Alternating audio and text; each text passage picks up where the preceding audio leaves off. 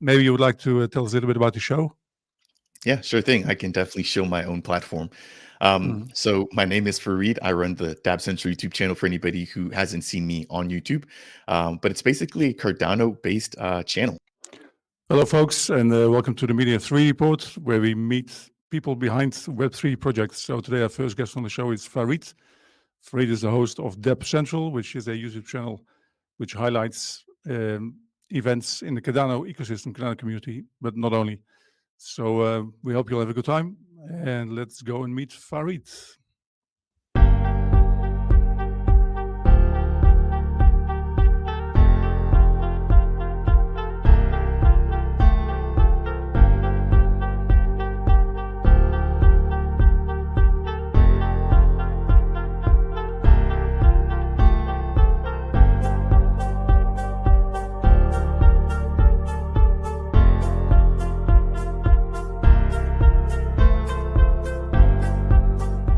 One, two, three. Hi, Farid. So welcome to be the very first guest on the new Media 3 report. Nice to meet you. Nice to meet you, Alfred, and thanks for allowing me to have the honors here to be your first guest. I'm excited. Mm. Let's get the elephant out of the room straight away. You're a man that's hard to get. It's quite a miracle that we're actually sitting here today between the two of us. We had to cancel a lot of times. What happened on your side? It's been crazy. So where I'm at right now, we've just had a tropical storm, and I was actually away from home on vacation. Not on vacation, but business. But to make a long story short, a lot of planes were canceled, and that's basically shifted my entire set of plans, right? And so, between yourself getting sick, me being on travel or away from home, I wanted to make sure I could give you the best presentation of myself, right? So I didn't want to take any shortcuts, and I Sure. felt like I could have met, when I was away, but I feel a lot better and a lot more comfortable here. And so I Mm. definitely want to extend a huge thank you for being so flexible and for allowing me to get back to home base in order to get this interview out. Well, thank you very much for going through all the trouble and actually making it through hurricanes and tropical storms and what have you. So great to see you. Right. So for people that who do not know you, you're the host of a show on YouTube called Dapp Central. So maybe you would like to tell us a little bit about the show. Yeah, sure thing. I can definitely show my own platform. Mm. So my name is Farid. I run the Dapp Central YouTube channel for anybody who hasn't seen me on YouTube.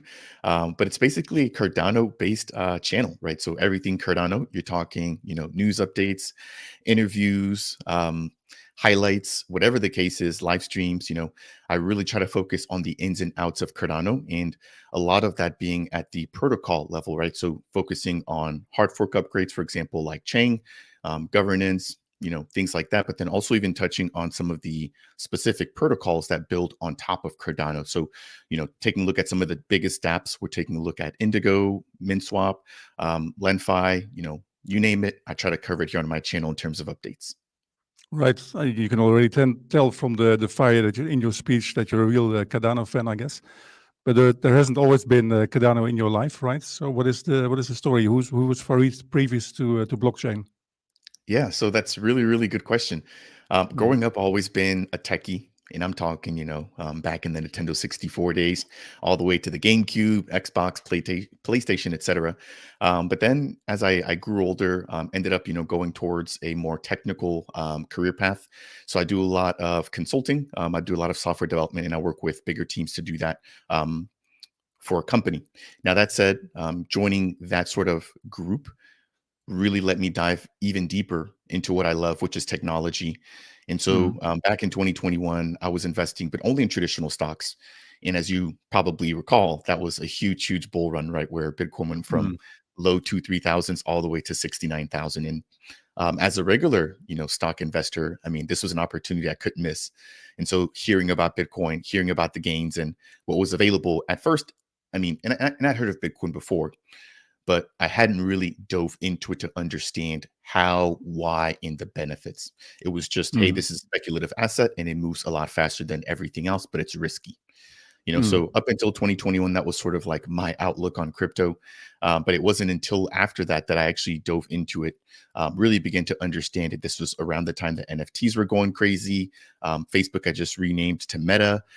Everybody was building a metaverse project, etc. true. And so there was a lot of hype in the space, and yeah, ended up diving into Bitcoin, and then from there went down the rabbit hole, tried ETH for a little bit, and then of course after that, I was able to find my way into Cardano. So since Mm, then, just been trying to do what I can to help out the community and hopefully bring some value through content creation. mm. Right. So what was it that drew you to Cardano compared to Bitcoin, ETH, and whatever else is out there? I think it was just how early the landscape was. At the Mm, time, looking at Ethereum and trying to play around with it, and I mentioned this before, but it just wasn't friendly. You know, but not that it just wasn't friendly, but it also wasn't feasible. It wasn't mm. cheap. Can you You know, define friendly? I mean, yeah. in what So sense? I would have to say it just wasn't friendly in the sense that like things didn't seem intuitive, right? So coming from All a, right. a technical Web2 space, a User lot of friendly. what I do, exactly. A lot of what I Mm, do is front end interface testing, right? So making sure that people right. understand, when they go into an application, what it is that they need to do without necessarily having to go through an FAQ or reach out to somebody else for help. And so I was looking for that same sort of feel, right, in crypto. Quickly realized that everything here is very, very early. I'm talking, for Mm, example, 2001, 2002 internet times early, right? Where websites right. look nothing like they do now. Obviously, there's Mm, been 20 plus years of iteration. And so that's what I would say I was sort of focusing on early on, was just the experience, the user interfaces, etc.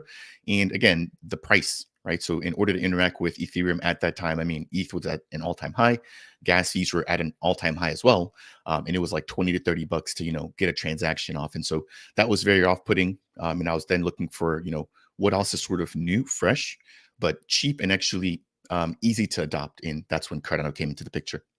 mm. In a sense, this surprised me a little bit because I mean we're coming from a period in which Cardano was also being heavily criticized for being slower than everybody else to get out there. Also, maybe in terms of user friendliness.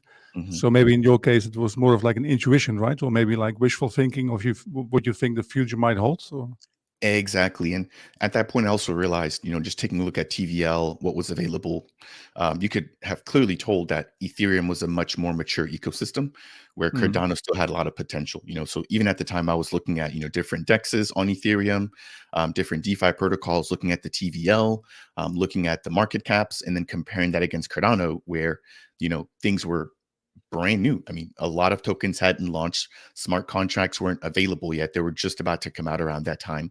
And so, yeah, mm. the opportunity was definitely there as well.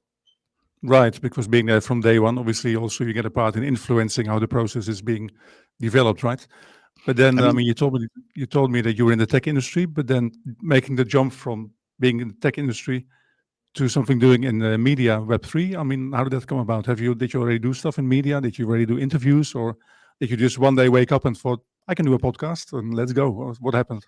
it was actually a little bit of both, as Mhm. funny as that sounds. So, at my regular job, I do a lot of consulting already. And Right. so, again, with web development, I've got to actually show our products to our customers. So as we fix things, we have to bring that back to them. We have to do product demos. And so I was already used to doing product demos, showing people, this is what we've changed. And that's really sort of where I'd like develop my way of speaking. For some people, they can't stand it. Some people appreciate it. Mm. But I can't change it. It's just a part of who I am. Right. It's crazy because people will meet me outside of YouTube and just at regular events, and they're like, "You sound the same way like you do on YouTube," and I'm like, "That's me. I don't turn it on or off." Sure. But that's Mhm. really where I picked up the habit, was just doing it at work, Mm. right? Being able to present stuff to a Right. professional audience, and then being able to Mhm. translate that over. And really, what started the idea was just the fact that like I realized that I was learning things along the way. And I figured, okay, well, if I'm learning, I'm sure that there's going to be people that come in immediately after me that also have the same questions or thoughts, right? Again, this space is Mm. brand new. So I basically just doubled down on that. And I really actually wanted to create some content around fitness. That's one of my big passions that I have. And Oh, really? I made a video or two, and it just didn't really jive. Um, Mhm. to be a fitness influencer, you have to have certain characteristics. I Mhm. don't think that I have those. You have to be a little bit more charismatic and a little bit more, I don't know what the word is. I'm sure And you know what I'm getting at, right? you have to jump around a lot, I presume. So. Exactly, exactly. Mm, You know, I can't do it at my house. So mm, yeah, I mean, those were all the reasons why I really dove into crypto head first. Again, already having a little bit of background, mm, understanding that people might need some of the resources or some of the questions that I'm answering to myself in real time, but then also understanding, that with crypto, I can do this at the comfort of my home, and I can keep up with it and wake up, jump in front of the mm, camera, hit record, and get some content out sure. there. Where with Jim, there's a Mm, lot more prepping, etc. So, I mean, to be honest, it was a dream come true. Everything sort of mm. lined up, and I just pulled the trigger. And obviously, practice makes Boom, perfect. you went for it. And so, yeah, I mean, at first, my personality was super shy. And I still feel like it is. Mm. But yeah, I've just learned to be a little bit more comfortable in camera because it's not natural to talk to a camera. And I'm sure that you feel that as well as a content creator. Well, I wouldn't even consider myself a content creator. It is just the whole concept still seems strange to me. But well, here we are, and Yeah. enjoying it, and definitely enjoying people like yourself, right? So, how Thank you. long? When was Dapp Central born as a channel? It was born officially in the first 2 or 3 months of 2022. So I've Wow, that's very officially recent. made yeah, 2.5 years now. Mm. And I think I've just crossed over 850 videos. And so Wow, it's been that's a lot. Mm. it's been a daily process. So it's just been a Mm. goal, to just put out a video per day. And again, when I Mm. look back at my old content, I am amazed because I'm like, wow, I can't believe that. Like, I thought that this was a good video to release to the public, but Mhm. it's part of the process. So hopefully that Yeah, inspires other exactly. creators to also, It's interesting because now that I've gone back to doing this new series, and also did a bit of studying, and you see a lot of people that are successful in doing these kind of programs. They also say your first video is going to suck. It's going to be total disaster. And the second one, the secret is the second one has to be slightly better, and the third one is slightly better again. You just keep tweaking, until you hit jackpot somehow. But having said it, I mean, you must be doing something right, because I think now you're up to 15,000 subscribers on YouTube, or Ye thereabouts. Yep, just about. I think it's right about 14,000 as we shoot this video. Mhm. But yeah, I mean, it's been a grind. I mean, people look at that now and might think, "Oh, 14,000, that's a lot." But like I said, I mean, 800 videos, I'm spending, 3 to 4 hours a day per video, Mhm. in addition to, like, researching, keeping up with stuff, Mhm. contacting people, scheduling, doing my own thumbnails, doing my own descriptions. So it's a Right. lot of work, and I think people Mhm. get discouraged early on when they don't see the results that they see other people have, but they Right. also don't realize that, like, with somebody, especially in crypto, where there's news constantly all the time, you Mhm. have to be updated and you have to be releasing content all around the clock. Mhm. Some niches, you can get away with maybe releasing content every, few days or few weeks, but with how quickly crypto moves and how quickly updates come about, That's right. Mhm. there's really a lot to stay up to date with. Right. So when you decided to start the channel, I mean, were there any like other people in the space that you were looking to emulate? So maybe like an influencer, or like an idol, or somebody, or did you model yourself around somebody else, or did you just want to do your own thing? That's a really good question. I wouldn't say anybody that I was idling per se, but I was already in the space, right? So I was really trying to find my way around Cardano. And so one of the first creators that I actually stumbled upon was Josh from Lake Game Crypto. So shout out to Josh, one of my favorites here. I'll actually be seeing and hanging Mhm. out with them at a Rare Evo here in about a week and a half, or on August Right. 15th. Mhm. But he was by far one of the earlier creators that I tuned in for. And so yeah, Josh from Late Game Crypto. I ran across Cardano with Paul. I ran across Learn Cardano with Pete. Who else? I'm trying to think. Yeah. I mean, Sure. at the time, the ecosystem was very small. Kaizen Crypto was definitely another one as well. Mhm. Yep.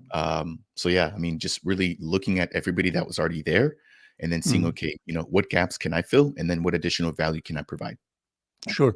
So what is like a typical day for you look like now? I mean, are you now doing this full time, or are you doing this next to your consulting job? So right now, I'm And doing both in like parallel. you get up in the morning, and what does it look like? What is for each day? How does it go? Yeah, I mean, it's Mm. crypto, so it's pretty crazy. It Mm. depends on how Bitcoin is performing.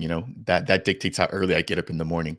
All right. Um, on a Is serious it? note, I just try to wake up early, do a little bit of email stuff, maybe knock out some Mhm. interviews, and then I've got my traditional, work that I knock out during the day, and then following that, I hit the gym. That's a must as well, right? Because Sure. in crypto, man, I mean, you get worn Mhm. down so quickly. So it's good for me to sort of step away, work on my physical, Mhm. just introspect and focus on myself for a little bit. And then after that, I spend my evenings doing crypto. So if it's not interviews, it's publishing, recording, like I mentioned, getting Mhm. videos just basically shot and edited and published. Mhm. So, in this whole process, I mean, there's like one moment that stands out in terms of like the biggest failure or also like the biggest challenge that you had to overcome to get where you are right now and on your way to growing even more? Um, Another great question. I would have to say it was early on not being discouraged at the reception of my videos. Right. Mhm. Um, I mean, Alfred, if I was telling you, man, I was happy to get 100 views, you know. Mhm. I was able Sure. to I was happy to get 200 views. I remember, and I still actually have a screenshot on my computer. It's just motivation for me. Screenshotting my YouTube account back when it was like 15 or 16 subscribers, you know? Mhm. And so for me, that just was a piece where I was like, okay, I'm gonna do this. I'm gonna take a screenshot and I'll hopefully be able to look back in the future and be proud of this moment, and take a Right. look and be able to see the growth. And I am Mhm. able to do that now. Mhm. But I would say the biggest challenge was just, yeah, not giving up early on where there wasn't results, especially in the bear market Mhm. where like everybody left the space, NFTs were Mhm. down, fungible tokens were down, Right. engagement Okay. was down, FTX is crashing, Luna's crashing, Mhm. Mhm. crypto's a scam. Like that was the Sure. difficult part. Yeah, yeah. Not only do you have to fight yourself through your own problems, but also through whatever goes on in crypto in general, right? Because you're in an industry that's exposed or victim to wild mood swings, and today they love you, tomorrow they hate you. So makes it even harder.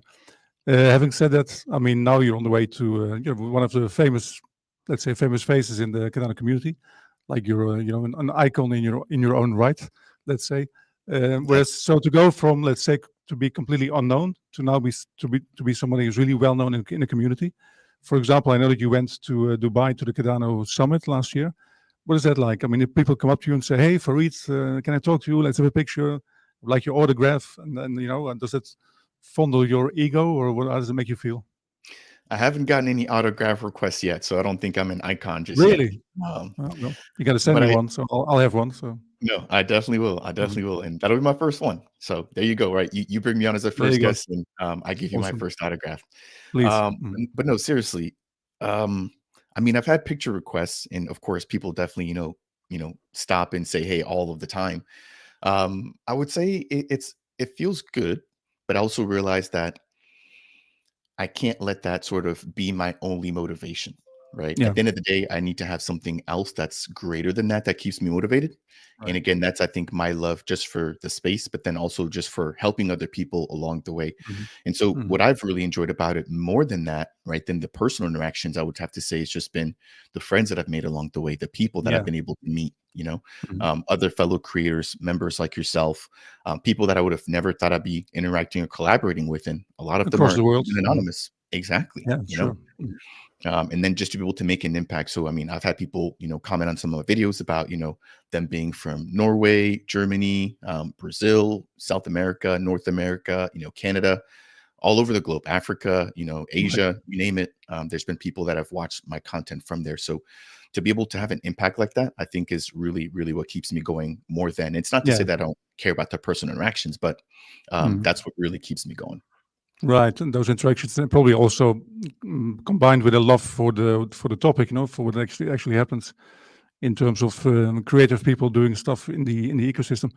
But I mean, seriously, have you never been tempted to just say, because of all the criticism that Cardano sometimes faces about being slow, whether it's justified or not, but you've never been tempted in saying, "Oh, stuff it," I'm going to go and do stuff on some other blockchain ecosystem where there's like 100 million people rather than however amount of users there are on Cardano.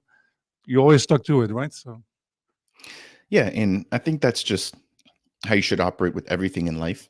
Mhm. In order to really be able to see the fruits of any labor, you have to become an expert at it, right? So Right.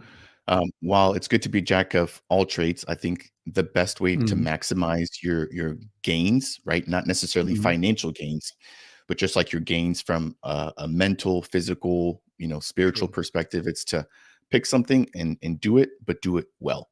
And so, yeah, I just Mm, realized very early on, the community is great, the tech is great, and this is somewhere where I can definitely see myself being here for a long time. And a lot of mm, people tend to cover multiple blockchains or to skip around to mm. what sort of like the shiny object. But I realized You're that with right. Cardano, slow Mm. and steady is the way. Right. So, what developments in the Cardano ecosystem get you most excited, for example, at the moment? I would have to say for sure the chain hard fork, right? That's by far Mhm, one of the biggest upgrades that we've had here. SPOs are just at the cusp of upgrading. Governance is mhm, finally going to be rolling out, right? Now the community mhm, is finally in charge. It's by far, I think, the biggest piece, right? We've already hit mhm, decentralization over 3,000 stake pools, security, mhm, that's been perfect. What, 2,500 days now, uptime, 500 epochs, no issues on that front. And so now mhm, the last piece is just governance, right? So we're mhm. finally getting, I think, the trifecta coming together: security, Right. decentralization, and now governance. Yeah, this is the famous problem that everybody always said that nobody would be able to solve in crypto, but it seems like Cardano is about to do it.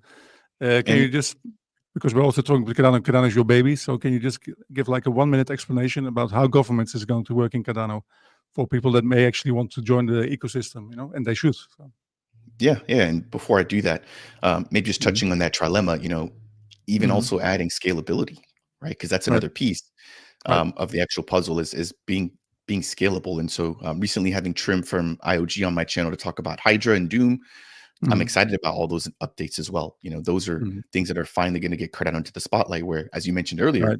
people are constantly saying Cardano slow, Cardano slow. Well, not only are we going to be self-governed, but we're now also going to be up there in terms of transactions per second and in terms Right. of speed and scalability.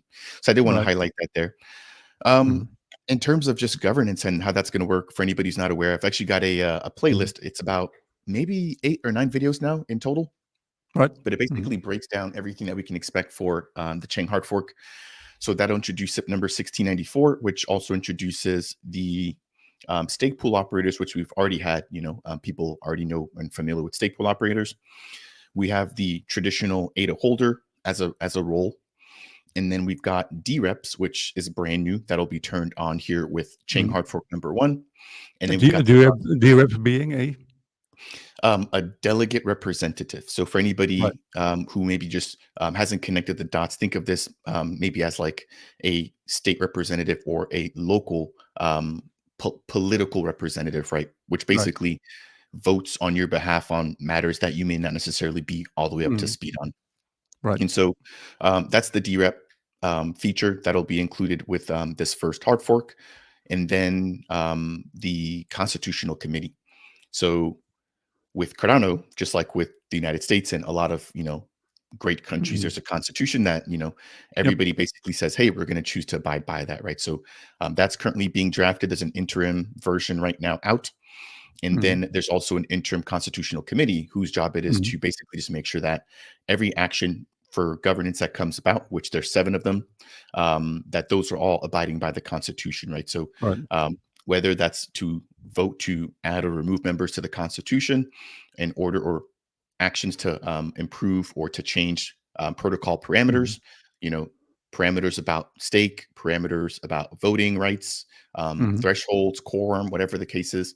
There's also actions about or budget related or treasury related actions, which basically pull funds from the treasury to execute on X, Y, or Z, Mhm. very similar to Catalyst. So those are just a Yep. handful of some of the actions there. But as those actions come in from traditional ADA holders like yourself and I, Alfred, Mhm. it's going to be the job of the Constitutional Committee to make sure that those abide by the Constitution. So that's sort Right. of governance Mhm. in a nutshell.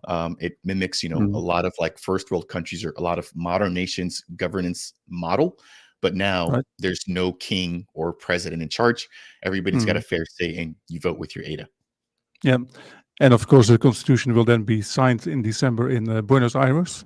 Are you going? Are you going to go to Buenos Aires and report on the event? Or I don't know, man. I'm tapped out, man. Between Rare Evo, my personal trips, and Mm, then Dubai as well. I'm just like, man, I've got to yeah, try to spend my time wisely. So, as much as I would sure. love to go out because I've never been to Argentina, I'll Mm, have to me see. I neither. don't. I don't want to. I'd love to go. I don't want to cross it out yet. But I also realize, I Mhm. mean, how many constitutions are we going to get to sign, right? So it's going to be a pretty impactful Right. moment, It's a unique and to event, and be maybe there, not only in Cardano, but maybe in the entire blockchain industry. That we might look exactly. back on this event like 50 years from now and say, this is where governance in the whole world actually changed. So as a Exactly. prototype. So I know. that's what that's what makes me want to go. But I'd love to hear. Are you Yeah, going to go?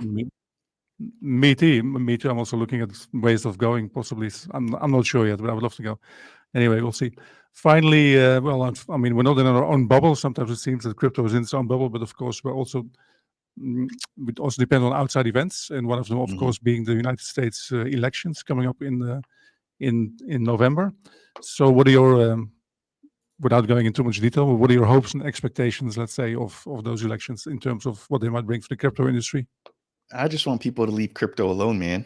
I just want people to stop picking on crypto. If I'm being honest, I'm not a Mhm, really big politics guy. I try to stay out of it. I realize that it's mhm, always a topic of contention, so I sure. definitely avoid it at all costs on my channel.